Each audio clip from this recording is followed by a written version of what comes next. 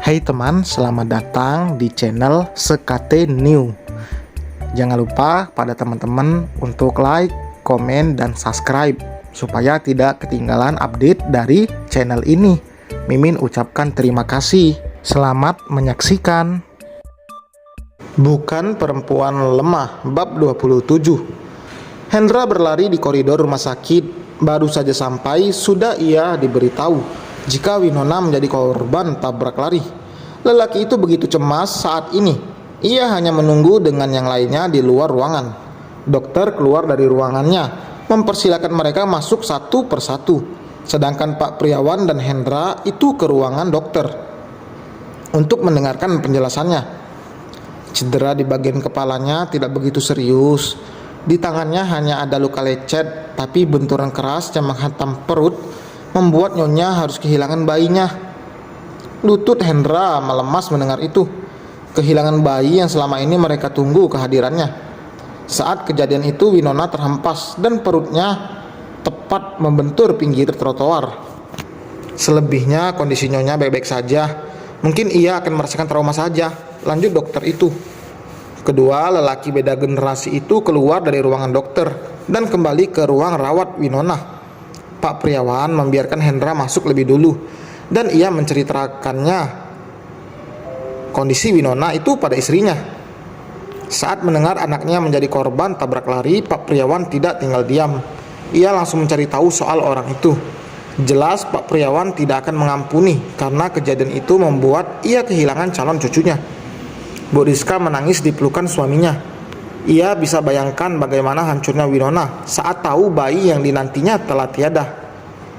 "Pak, Nana sudah siuman dan mencari papa," ucap Hendra yang baru saja keluar dari ruangan.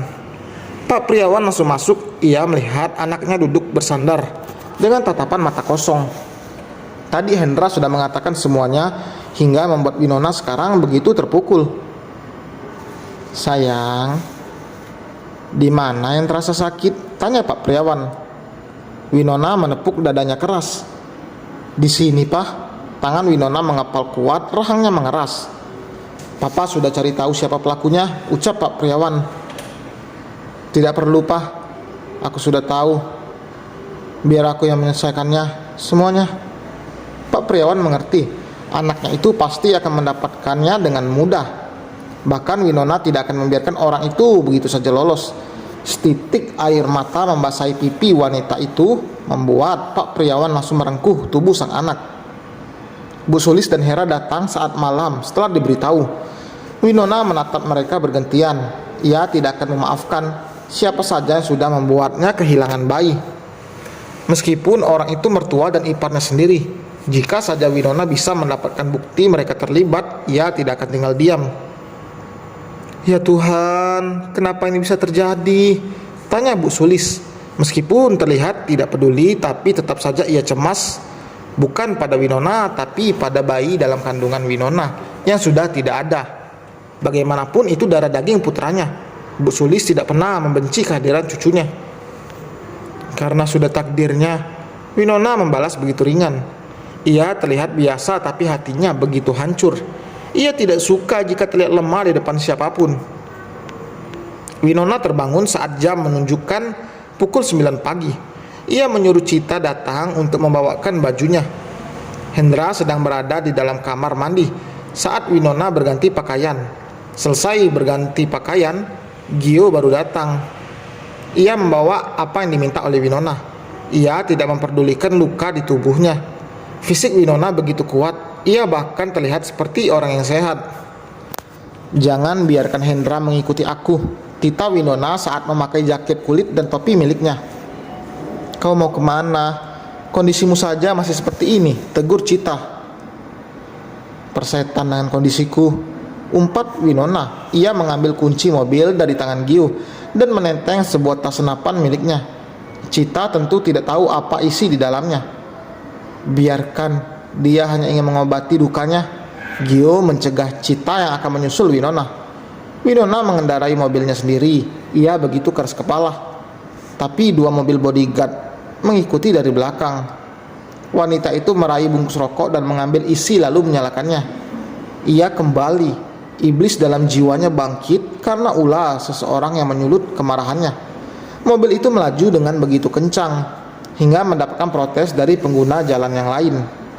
Winona sudah tahu dalangnya. Ia juga menyelidiki semuanya sebelum bertindak. Mobil yang dikendarainya berhenti di sebuah gedung perusahaan. Ia meninggalkan mobilnya begitu saja, bahkan saat kuncinya masih menggantung. Orang-orang melayangkan tatapan aneh pada Winona. Bagaimana tidak, wanita itu berpenampilan garang dengan perban yang melilit kepalanya. "Anda siapa? Anda perlu apa ke sini?" tanya seorang satpam yang menghadang Winona. Wanita itu menghela napas jengah. Ia menaruh rokok itu di sela mulutnya. Bogem mental dilayangkannya pada tenggorokan lelaki itu hingga membuatnya terjungkal dan menahan sesak. "Hei, apa yang kau lakukan?" Satpam yang lainnya datang dan mencegah Winona yang akan masuk. "Minggir, jangan membuat keributan di sini. Keluar!" bentaknya. Kepalan tangan Winona meninju hidung lelaki itu, dan ia menendang dengan keras bagian sensitif seorang lelaki hingga membuat lelaki itu meringis dengan posisi meringkuk.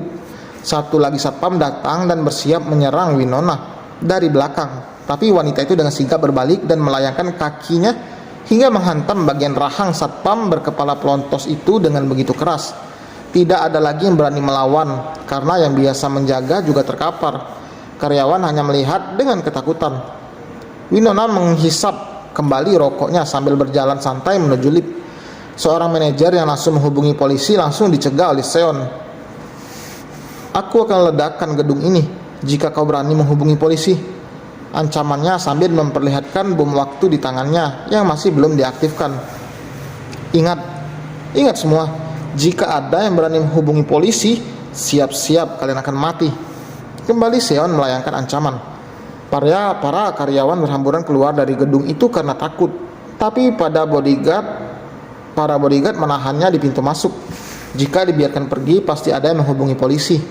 Sedangkan Winona kini sudah ada di atap gedung.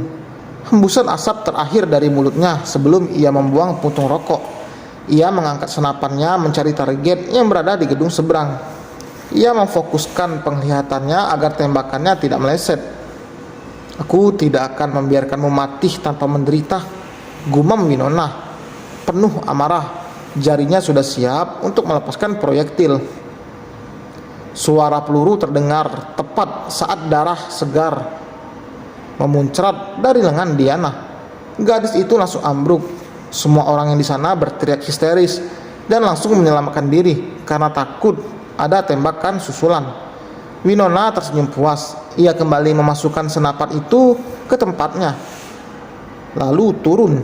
Ia hanya menatap sekilas orang-orang yang berjongkok karena takut. Dan selesai teman, terima kasih telah mendengarkan. Balas dendam. Apakah setimpal? Luar biasa, Winona ini barbar sekali. Memang gak salah ini kepala mafia. Jangan lupa like, komen, dan subscribe. Sampai berjumpa di bab berikutnya. Bye.